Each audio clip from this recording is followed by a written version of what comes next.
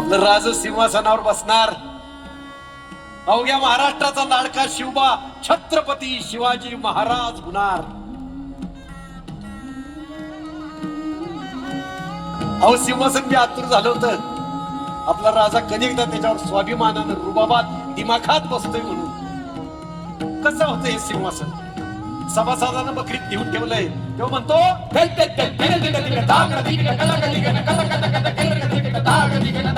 सुवर्ण दत्त 32 मणी नवरत्ने अमोली कमकमाली मडवली व्याघ्र वस्त्र आच्छादित चारी दिशा गरजती रेखेचा जय घोष सिंहासनी बैसला राजा शिव छत्रपती राजा शिव छत्रपती राजा शिव छत्रपती राजा शिव छत्रपती राजा शिव छत्रपती राजा शिव छत्रपती राजा शिव छत्रपती राजा शिव छत्रपती राजा शिव छत्रपती राज आऊसाहेबांच्या जवळ गेले, आऊसाहेबांचं पाय धरले, दोघांचे बी डोळ्यात पाणी आलं। शहाजी राजेंच्या आठवणीनं दोघं बी व्याकुळ झाले। आऊसाहेबांनी पायानं आपल्या लेकराच्या चेहऱ्यावर हात फिरवला, म्हणल्या शिवबा आज तुझ्या पराक्रमी पित्याचं स्वप्न साकार होणार। आज हा महाराष्ट्र खऱ्या अर्थानं तुझा होणार। ही भगवी पताका, ही न्यायाची समतेची कर्तृत्वाची पताका खांद्यावर घे आणि दाही दिशा जिंकून ये। पिढा पिढा टळू बळीच राज्य येऊ। राज सिंहासनाच्या पायऱ्या चढायला लागले।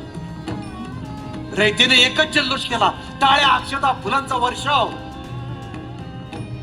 आणि राज सिंहासनावर बसलं। सगळ्यांच्या डोळ्यात आनंद अश्रू आलं। रयतेनं जयघोष केला, नौबती चौघडे मंगल वाद्यांचा एकच गजर झाला। गागा भट्ट पुढे झाला। सोन्या मोत्यांच्या झालरी लावलेलं छत्र सिंहासन त्यानं राजांच्या मस्तकी धरलं आणि दीर्घ स्वरानं म्हणला, क्षत्रिय कुलवंत श्री शिव छत्रपती सदा विजयी हो। छत्रपती शिवाजी महाराज की जय। छत्रपती शिवाजी महाराज की जय। छत्रपती शिवाजी महाराज की जय। जय भवानी, जय शिवाजी, जय जिजाऊ, जय शिवराय।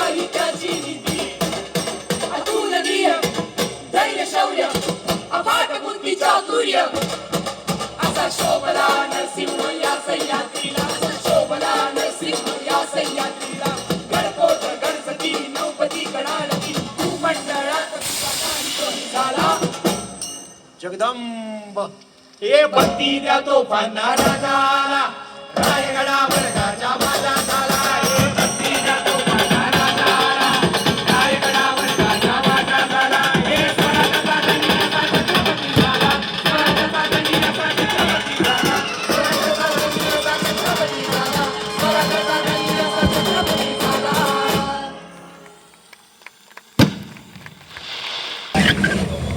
सांगतो, राज्याभिषेकामुळे धार्मिक बाबतीतले सगळे अधिकार राजांना मिळाले।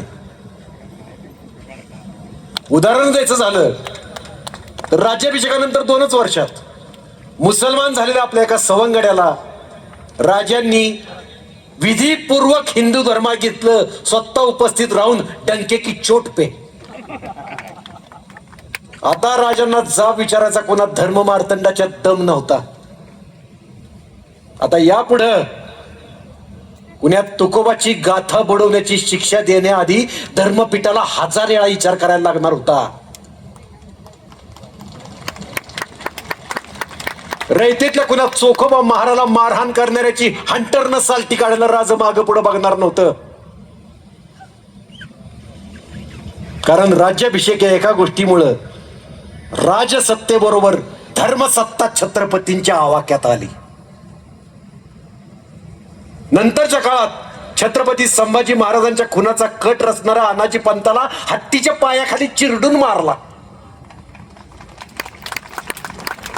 यावेळी ब्रह्महत्येचा धाक दाखवायला कोणी माईका लाल समोर आला नाही, कारण संभाजीराजे अभिषिक्त होते.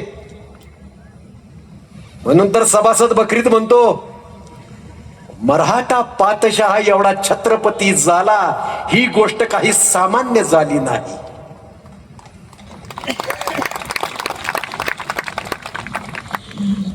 राजांचा मुत्सद्दीपणा नेक्स्ट लेवलचा होता.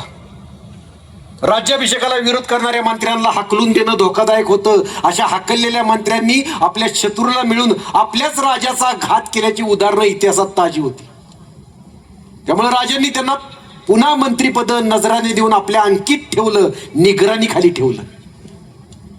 याचं दुसरं महत्वाचं कारण म्हणजे रयतेतला बहुजन समाज शिकला सवरलेला नव्हता. त्यामुळे लिखाई पडायच्या कागदोपत्री व्यवहाराच्या कामासाठी अशा अनुभवी मंत्री पदरी असणं गरजेचं होतं. स्वराज्यनिष्ठ रयतेला लेखणी आणि जिभा चालवून आपले गल्ले भरण्यापेक्षा तलवारी चालवून किल्ले राखण्यात जास्त रस होता. या सगळ्यात एक गोष्ट लक्षात ठेवा, राजांनी ब्राह्मण्यवाद्यांना जर बसवली, ब्राह्मणांना नाही, अजिबात नाही. कारण राजे कुठल्या धर्माविरुद्ध किंवा जातीविरुद्ध नाही तर दुष्ट वृत्तीविरोधात लढले. राज्याभिषेकानंतर राजांनी स्वतःचं शक सुरू केलं, राजाभिषेक शक. नवा राजकोश लिहायला सांगितला. आणि जगात भारी गोष्ट म्हणजे मराठीला राजभाषेचा दर्जा दिला. पूर्वापार चालत आलेली फारसी भाषा पद्धती मोडून काढली. या सगळ्या स्वतंत्र सार्वभौम राष्ट्राच्या खुणा आहेत ज्या शिवराय अंमलात आणू शकले ते फक्त आणि फक्त राज्याभिषेक या एकाच गोष्टीमुळे. राज्याभिषेकानंतर राजांनी या मातीतला आणखीन एक विचार भक्कम केला. तो विचार म्हणजे चक्रधर स्वामींपासून नामदेव ज्ञानेश्वरांपासून ते तुकोबरायांपर्यंत 18 पगड जातीच्या हिंदू मुस्लिम धर्माच्या संतांनी उभा केलेला महाराष्ट्र धर्म. राजांच्या या महाराष्ट्र धर्मात कोणी उच्च नव्हतं, कोणी नीच नव्हतं, सगळे समान होते. सगळ्यांचा धर्म एकच होता, मानवता. आणि सगळ्यांची जात एकच होती, मराठी. आज आपल्या या महान राजाच्या त्यागाची एक मराठी माणूस म्हणून आपण किती जाणीव ठेवली.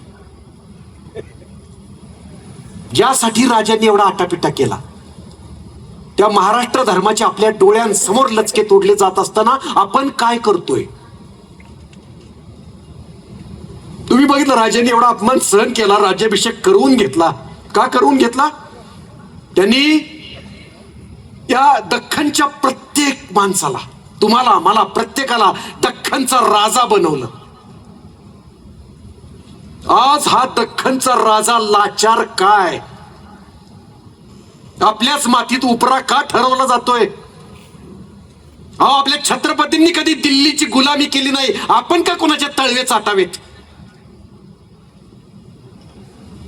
छत्रपतींच्या मुळावर उठलेल्या अनाजीपंथी वृत्तीच्या वळचणीला जाताना आपल्याला जराही लाज का वाटत नाही? विचार करायचा बरं का. इथनं घरी जाताना प्रत्येकाने विचार करायचा की आज तुम्ही ही जी राज्याभिषेकाची स्टोरी ऐकली, ही आजपर्यंत वर्चस्ववादींनी का लपवून ठेवली? शाळेतल्या इतिहासात का नाही शिकवली हो आपल्याला ही स्टोरी? रंगभूमीच्या 180 वर्षांच्या इतिहासात, मराठी रंगभूमीच्या 180 वर्षांच्या इतिहासात एकाही कलाकारानं ही स्टोरी प्रेक्षकांसमोर आणायचं धाडस का केलं नाही? धाडस दाखवलं तर एकही निर्माता अभयसिंग जगतापांसारखा त्याच्या पाठीशी का उभा राहिला नाही?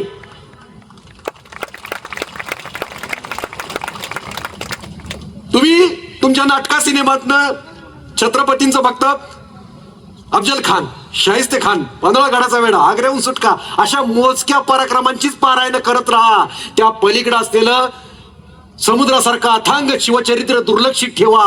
हा छुपा धाक, ही छुपी दहशत कुणाची आहे आणि का? या प्रश्नांची उत्तरं मी नाही देणार, तुम्ही शोधायचीत. कारण आपल्याच धडावर आपलंच डोकं राहावं म्हणून तर सुरू केलाय द किरण माने शो. खऱ्या इतिहासावरून पडदा उठवण्याची आणि मनुवाद्यांच्या मनसुब्यांवर नांगर फिरवण्याची मोहीम आम्ही हाती घेतलीये. ही होती इतिहासकार इंद्रजित सावंत यांच्या दुर्बिणीतून बघितलेली आणि निर्माते अभय सिंग जगताप यांच्या एजे स्टुडिओजने निर्माण केलेली स्टोरी शिवराज्याभिषेकाची.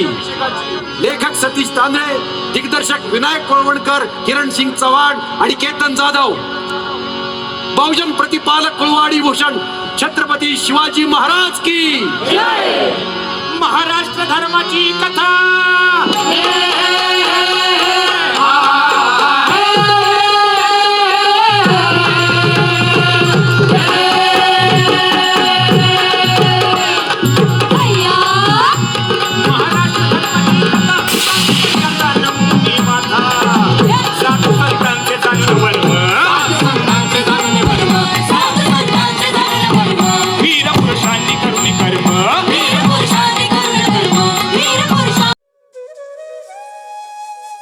अशाच नवनवीन अपडेटसाठी आमच्या खबर गावाकडच्या या चॅनेलला सबस्क्राईब करा. आमचे व्हिडिओ लाईक करा आणि शेअर करा. धन्यवाद.